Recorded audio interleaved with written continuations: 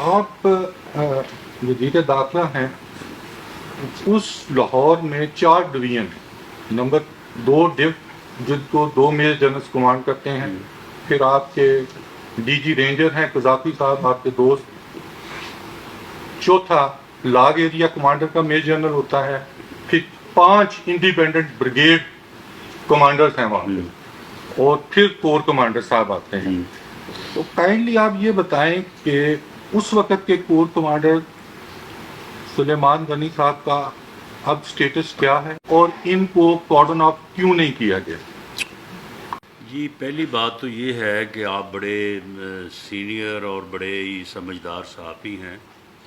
اس قسم کی انفارمیشن یا یہ ڈیٹیلز جو ہیں یہ آن ایئر ڈسکس کرنا جو ہے یہ میری ناقص رائے کے مطابق جو ہے یہ مناسب نہیں ہے۔ اور دوسری بات یہ ہے کہ کس کا کیا سٹیٹس ہے یہ میرا ڈومین نہیں ہے، نہ ہی میں اس کے اوپر جو ہے وہ بات کر سکتا ہوں۔ باقی رہی بات کہ یہ کس طرح سے داخل ہوئے اور انہیں کس طرح سے روکا گیا اور کس طرح سے نہیں روکا گیا، یہ اب ارریلیونٹ ہے۔